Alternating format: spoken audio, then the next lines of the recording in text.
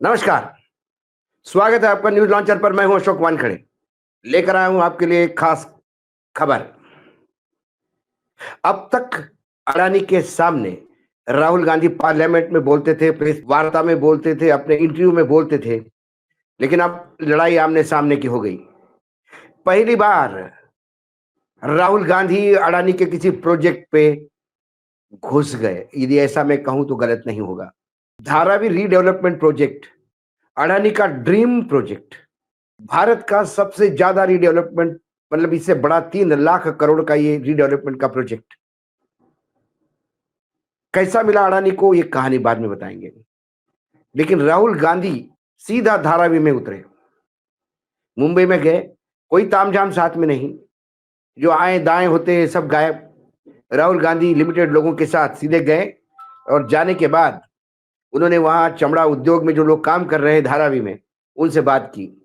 वहां एक चमार ब्रांड, एक नया ब्रांड फैशन का लॉन्च किया है, चमार स्टूडियो, सुधीर राजभर ने। उनसे भी बात हुई। करीब करीब 20,000 इकाइयां हैं चमड़े की जो वहां काम करती है, और 1 लाख से ज्यादा लोग उसमें काम करते हैं। 20,000 इकाइयां, 1 लाख से ज्यादा लोग, एम्प्लॉयमेंट। उनसे बात की, उनकी समस्याएं जानी, धारावी में अडानी को कितना बड़ा विरोध है ये जानने की कोशिश की। धारावी इतना बड़ा प्रोजेक्ट क्यों? क्योंकि धारावी का प्रोजेक्ट 3 लाख करोड़ का ही नहीं, इसमें 10 करोड़ स्क्वायर फीट, मुंबई जहां 1 इंच की कीमत लाखों में है, वहां 10 करोड़ स्क्वायर फीट ये एरिया अडानी जी रिहेबिलिटेशन के लिए लोगों को देंगे, और 14 करोड़ स्क्वायर फीट बेचेंगे। अब जो खरबों रुपए का ये प्रोजेक्ट, 3 लाख करोड़ का प्रोजेक्ट 300 लाख करोड़ तो नहीं कमाएगा, डर ये है। क्योंकि इसमें बहुत सारी चीजें सरकार मुहैया करवा रही है। यह प्रोजेक्ट उद्धव सरकार के समय एक ऐसे समूह को दिया गया था जो टेक्निकली और फाइनेंशियली दोनों बातों में अडानी से बीसा थे। उन्हें प्रोजेक्ट मिला, लेकिन उस प्रोजेक्ट में कुछ रेलवे की जमीन भी थी।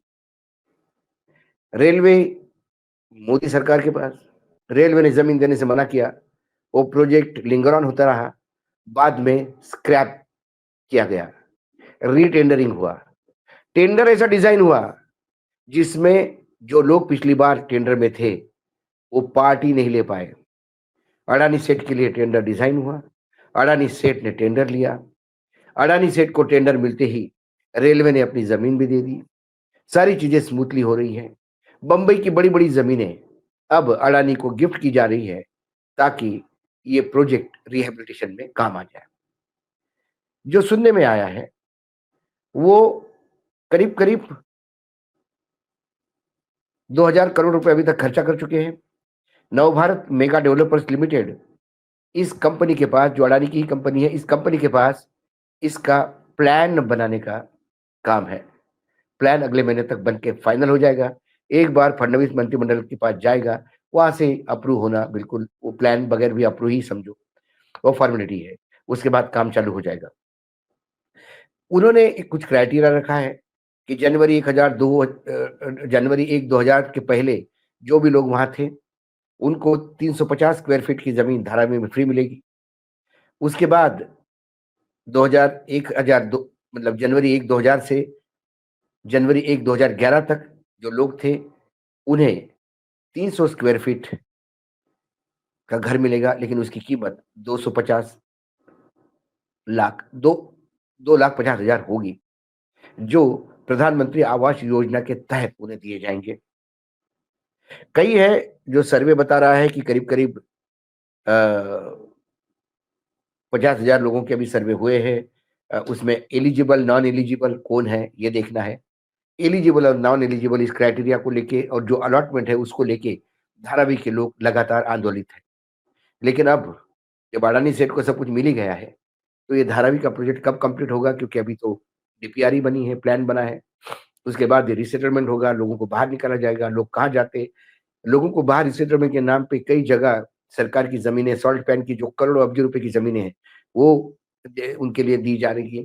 अडानी फिर वहाँ कुछ प्राइम मिनिस्टर आवास योजना, प्रधानमंत्री आवास योजना के तहत घर बना के तो नहीं देंगे, उसमें सब्सिडी मिलेगी, उसका क्या? कई उसमें अभी चीज़ें हैं। जो टेंडर डिज़ाइन हुआ, वो टेंडर इतना बढ़िया है कि उसमें अडानी जी के लिए बहुत सारी गलतियाँ करने पे माफ़ी की जगह भी है। कुल मिलाकर लेकिन अब राहुल गांधी का वहाँ जाना, उन वर्करों से बात करना, उससे 2 बातें हुई। जो अडानी का विरोध कर रहे हैं, उन लोगों को बल मिला।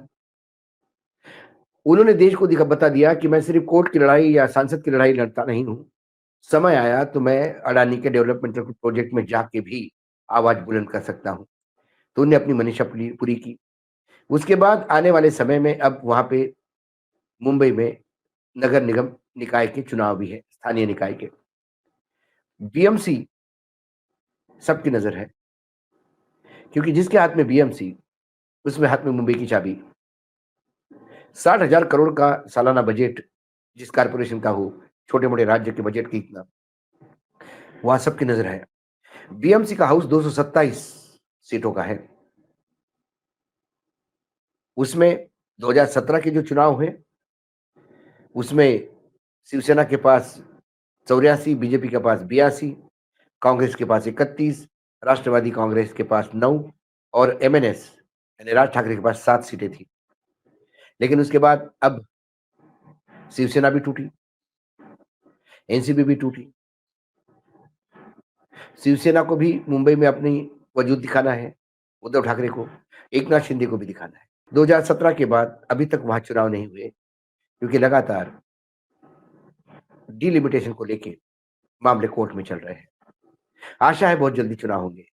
लेकिन मुंबई में जिस हिसाब से राहुल गांधी का दौरा शॉर्ट रहा, 12 से 3 घंटे वो धारावी में रहे, उसमें कहीं न कहीं चिंता की रेखाएँ अडानी सेठ के लिए भी होगी।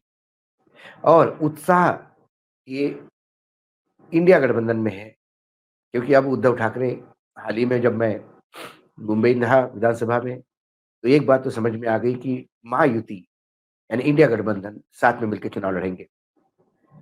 कुछ माहौल खराब ज़रूर किया था संजय राउत जैसे लोगों ने, लेकिन अब साथ में मिलके लड़ने की बात हो रही है। तो अब देखना है कि एकनाथ शिंदे, बीजेपी और अजित पवार कितना दम मारते हैं, या उद्धव ठाकरे विधानसभा जैसा हश्र होगा उनका, या इस बार ज़्यादा कॉशियस होके चुनाव लड़ेंगे। लेकिन फिर जब इंडिया गठबंधन और एनडीए गठबंधन की लड़ाई है, तो फिर चुनाव आयोग भी तो साथ होता है एनडीए के। ये भी देखना होगा कि ममता बनर्जी ने जैसा मत मतदाताओं की सूची है, उसका खेल एक्सपोज़ किया, क्या ऐसा ही कुछ महायुति भी करेगी जो इंडिया गठबंधन है महाराष्ट्र में? कुल मिलाकर आज बीएमसी के चुनाव के लिए एक एनर्जी बूस्टर का डोज़ राहुल गांधी के इससे हुआ। ये बात अलग है कि एकनाथ शिंदे और पूरे गुट ने कहा कि अब राहुल गांधी आ गए तो धारावी में कांग्रेस खत्म हो जाएगी। ये उनका सोच है। कांग्रेस ने बीजेपी को और एनडीए गठबंधन को 240 पे लाया, जो 370 का सपना देख रहे थे। महाराष्ट्र की विधानसभा में क्या चुनाव में क्या हुआ, 100 सीटें कैसी इधर-उधर हो गई, ये आपसे छुपा नहीं, इस पे कई बार बात हो चुकी है। लेकिन बीएमसी के चुनाव के लिए कार्यकर्ताओं में उत्साह, अडानी सेठ के लिए एक चिंता की लकीर कि बाबा अब प्रोजेक्ट तक पहुँच गए हैं। आगे और क्या-क्या होगा? जो धारावी की लड़ाई लड़ रहे हैं, अपने हक की लड़ाई लड़ रहे हैं, उनके लिए डबल बूस्टर हो गया, क्योंकि अब तक नेता ट्विटर से बात करते थे, साथ देते थे, प्रेस रिलीज़ देके साथ देते थे। राहुल गांधी धारावी में उतर के साथ दे रहे हैं। कुल मिला के राहुल का सीधा अडानी के घर पे घुसना, ये कहीं न कहीं आने वाले समय में अडानी जी के खिलाफ इंडिया गठबंधन कितना एग्रेसिव होगा, कम से कम राहुल गांधी कितना एग्रेसिव होंगे, इसको रेखांकित करना करता है। आज न्यूज़ लॉन्चर में इतना ही। कल फिर आता हूँ, क्योंकि राहुल गांधी इसके बाद गुजरात जाएँगे। गुजरात में भी लोग इंतज़ार कर रहे हैं। देखिए उनके दौरे का क्या इम्पैक्ट पड़ता है। मुझे याद है वो चुनाव, जब राहुल गांधी पूरे समय विधानसभा के चुनाव में रहे थे गुजरात में, और बीजेपी को 100 का आंकड़ा पार करने नहीं दिया। बीजेपी 99 तो कांग्रेस 72 पे अटक गई थी। क्या इस बार कोई ऐसा ही गेम प्लान लेके जा रहे हैं? वैसे ही गुजरात में भी पदाधिकारी बदले जाएंगे।